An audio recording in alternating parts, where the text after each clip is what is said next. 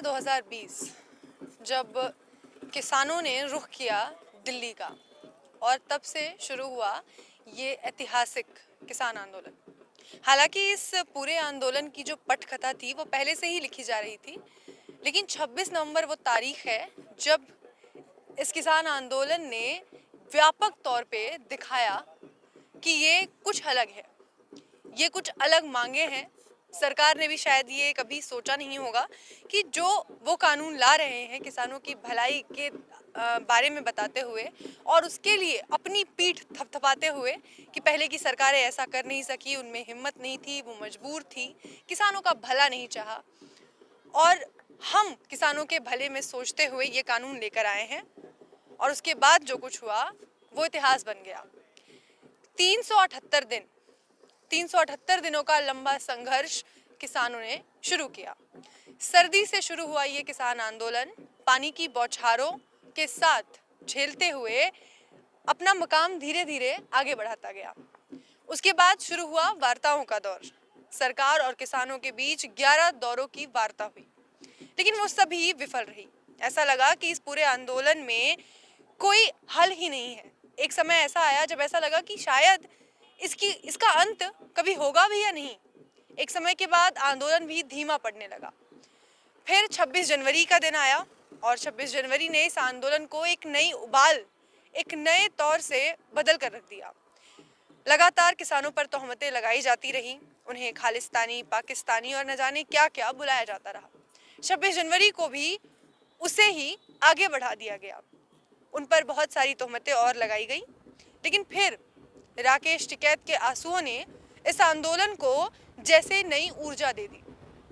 इस आंदोलन में नया ऊर्जा का संचार हुआ और यह आंदोलन देखते ही देखते शुरुआत से भी कहीं ज्यादा बड़ा बनकर जन सैलाब के साथ फिर से एक बार उठ खड़ा हुआ और फिर वहां से मोड़ आया किसान आंदोलन में। उसके बाद ना किसान आंदोलन रुका, ना किसान आंदोलन के नेता और ना राकेश टिकैत।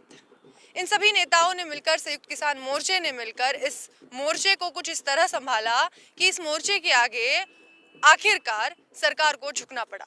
19 दिसंबर 2021 देश के प्रधानमंत्री नरेंद्र मोदी देश के नाम संबोधन में आए और उन्होंने क्षमा मांगकर, देशवासियों से क्षमा मांगते हुए तीनों कृषि कानून वापस लेने का ऐलान कर दिया। ये एक पहली जीत थी किसानों के लिए, क्योंकि उनकी बात प्रधानमंत्री ने आकर कही थी। लेकिन यहाँ भी किसानों ने अपना धैर्य नहीं खोया। वो बड़े शांति से बैठे रहे कि अभी तो सिर्फ बात मानी है, आगे उस पर वो उसको संसद में लेकर जाएं और उसके बाद जब वो कानून रिपील हो जाएंगे संवैधानिक प्रक्रिया के जरिए, तब हम मानेंगे। उसके बाद हुआ संसद में किसान जो कृषि वापसी बिल थे वो गए और लोकसभा राज्यसभा दोनों जगहों से एक ही दिन में इन्हें पारित कर दिया गया। उसके बाद ये बिल वापसी हो गए। अब बात आई कि अब तो किसान वापस जाएंगे क्योंकि कानून वापसी हो गए हैं। लेकिन अब बात आई एमएसपी की कानूनी गारंटी की।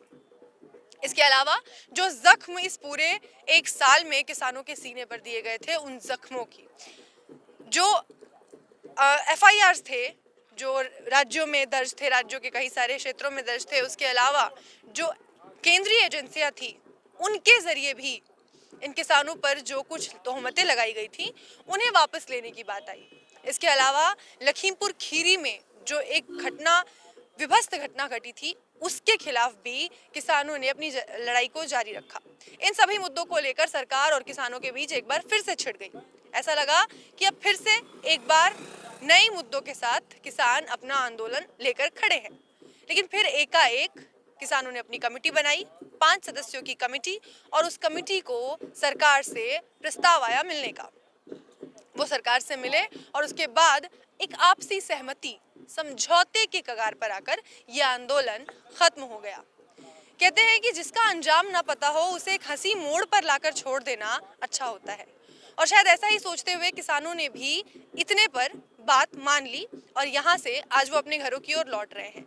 हालांकि किसान नेताओं का कहना है कि उनकी जीत नहीं है, उन्होंने समझौता किया है और जीत वो आगे लेकर रहेंगे।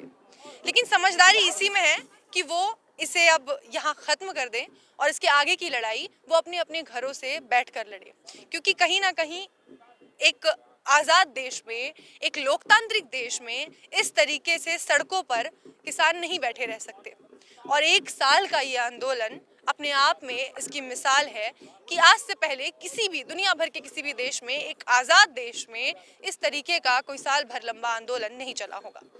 इस इतिहास को किसानों ने खराब करने से बेहतर समझा कि इसे एक अच्छे मोड़ पर यहाँ से ख़त्म कर दिया जाए और आगे की लड़ाई को वो जारी रखेंगे। ये लड़ाई उनकी जारी रहेगी और अपनी मांगों को भी वो सरकार से मनवाते रहेंगे, लेकिन इस आंदोलन को एक अच्छे मोड़ पर ख़त्म करने के साथ। तो आज यहाँ से ये आंदोलन ख़त्म हो चुका है, लोग अपने अपने घरों की ओर वापस जा रहे हैं।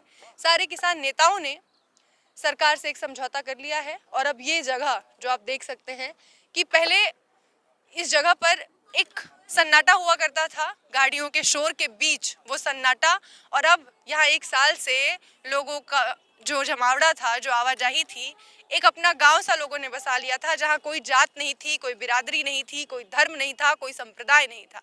यहाँ लोग आते थे, एक जगह लंगर लगता था, सभी एक जगह बैठ के नीचे खाते थे और ये एक अलग तरीके की दुनिया थी शायद 1 साल से जो चल रही थी यहाँ, और अब ये ख़त्म हो गई है। यहाँ सब समेटा जा रहा है, ये अपने अपने घरों की ओर रवाना हो रहे हैं। तो शाम का वक्त है, जैसे चिड़िया अपने घरोंदों में वापस लौट जाती है, ये लोग भी अपने अपने घरों की ओर लौट जाएंगे। लेकिन जो सीख इस पूरे आंदोलन ने दी है, वो सीख बहुत ज़रूरी है। वो सीख है कि लोकतंत्र में कहीं ना कहीं इस आंदोलन ने साबित कर दिया कि राजा जनता होती है। प्रजातंत्र में प्रजा ही असली सत्ता होती है और असली शासक होती है। अगर शासक इसे भूल बैठने की गलती करता है तो समय समय पर ऐसे आंदोलन उठ खड़े होते हैं और वो उसे याद दिलाते हैं कि उसे चुनकर उस कुर्सी तक जनता पहुंचाती है। उसे जाकर वहां ये नहीं भूलना चाहिए कि वहां जाने के लिए उसे जनता का सहारा लगेगा, और ये इस किसान आंदोलन ने बखूबी याद दिला दिया। इसी के साथ देखते रहिए बहुजन टीवी। धन्यवाद।